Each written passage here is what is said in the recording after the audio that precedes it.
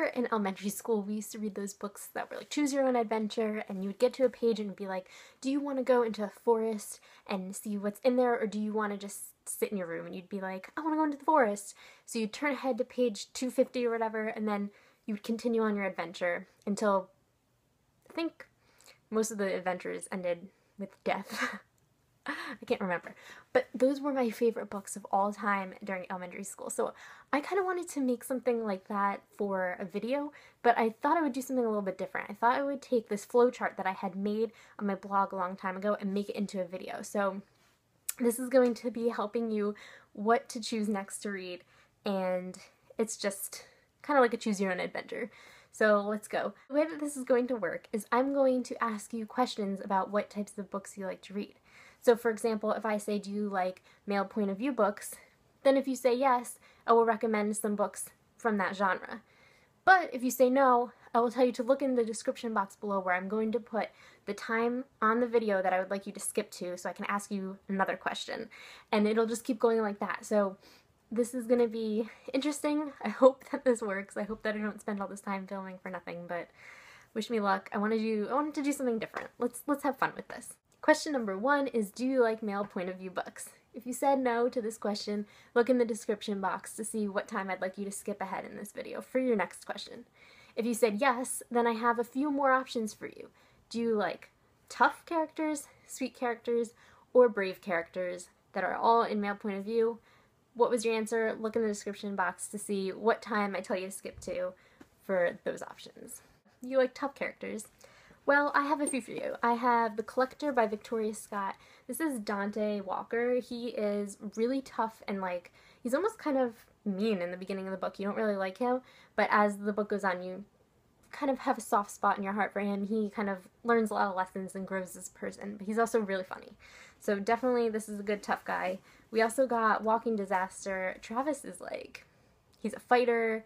He's just obnoxiously ridiculous, but he's also really scary and tough. He's borderline crazy, actually. So these two characters I think are good. And there's also one of the characters from Dead Ends. He's a bully, so can't really get much tougher than that, but that book was also pretty good too. So if you like tough guys, there you go. I like male point of views that have a sweet male character, so I'm glad that you guys picked this one. And I am going to talk about Charlie from Perks of Being a Wallflower first. He's the ultimate sweetheart. So nice and just such a good person, and you just root for him the whole time. So if you haven't read this, you really need to. We also got, what's his name? Miles from Looking for Alaska. This guy was also really cute. I just wanted to cheer for him the whole time, and I wanted him to get the girl in the end, and he was just a really sweet character. There's also Winger from Winger.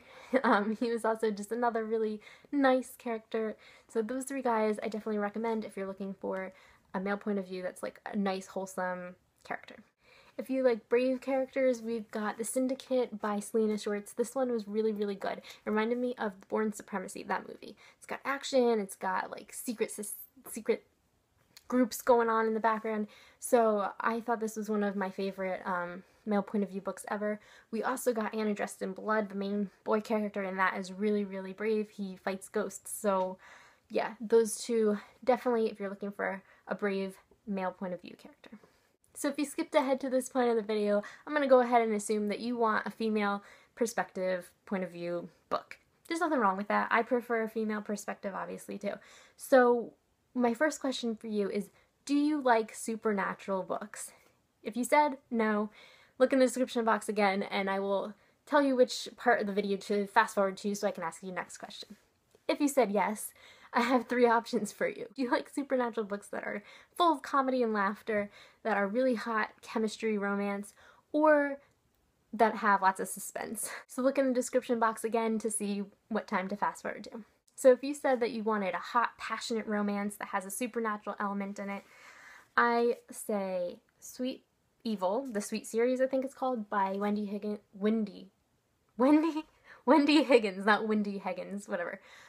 This series is so good, and it's just a really, really good romance, but on top of it, they're children of demons and angels and all that crazy stuff. Definitely recommend this series. A lot of people maybe haven't read it yet because I don't know what they're waiting for, but the 3rd book's coming out soon, so you should read this. Also, the Lux series is one of my all-time favorites by Jennifer Armentrout, and this, oh my gosh, the aliens in this blow up laptops. They're just that hot and that amazing. So if you want an epic romance with some aliens thrown in on the side, then you should read this series. If you like female point of view characters, and if you like supernatural books, and you like suspense, I have a few books for you here.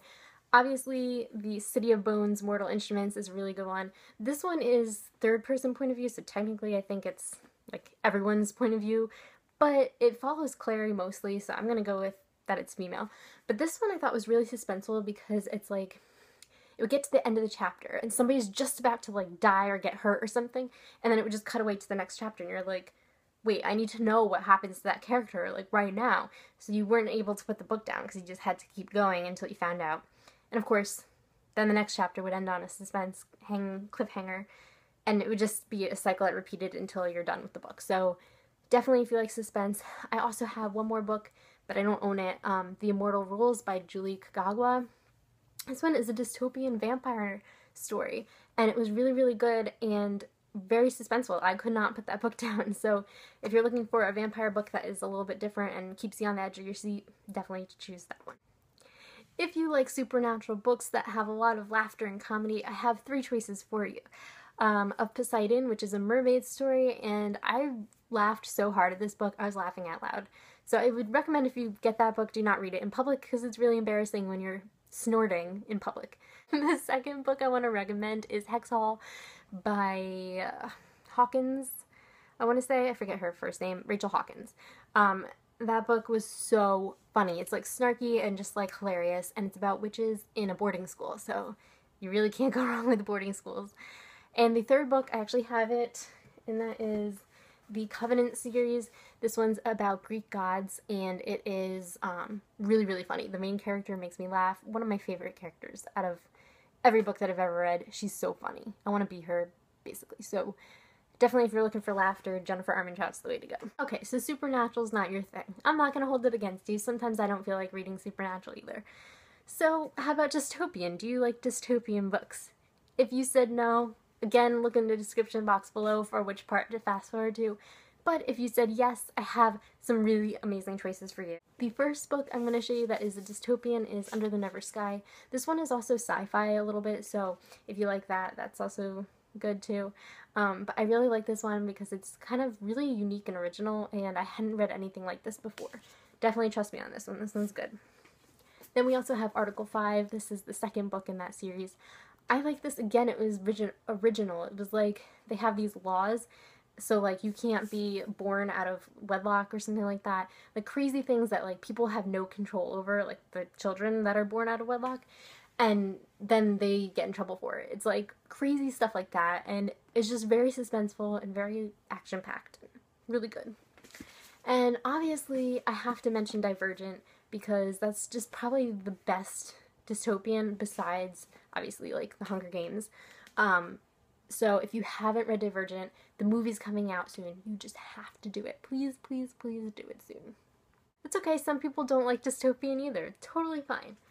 But I have some more questions for you to see if I can help you find another read. So, do you like standalones? If your answer is no, then look down in the description box below where I will tell you where to fast forward so I can ask you about what kind of series that you like. And if you said yes, I have, of course, a few more questions for you. Do you like standalones that are light-hearted and happy, or do you like standalones that have a little more of a heavier theme to them, a little bit sadder, darker books? So look down in the description box, obviously, keep saying this, but look down below where to skip ahead.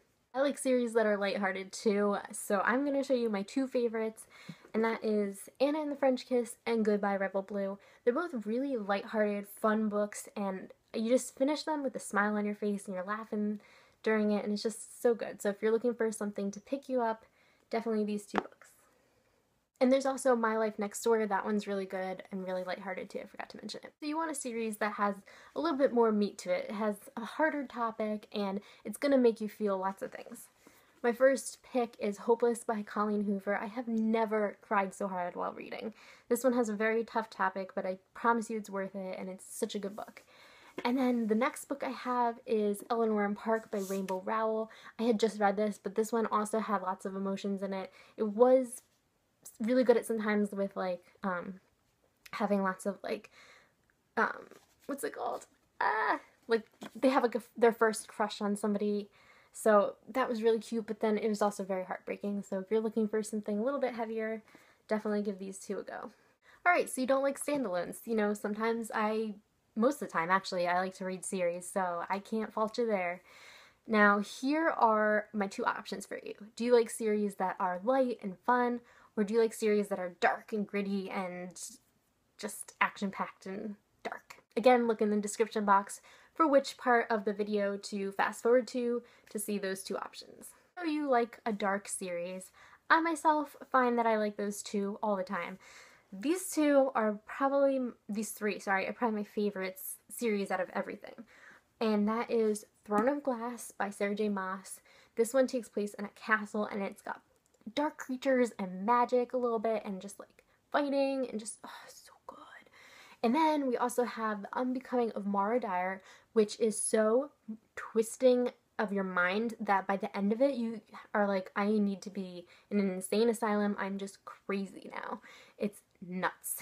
And then also we have Shadow and Bone by Leigh Bardugo. This one isn't as like dark as these other two, I would say, but it does have a dark tone to it still, and there is the Darkling in it, so I really like this series and I just wanted to promote it.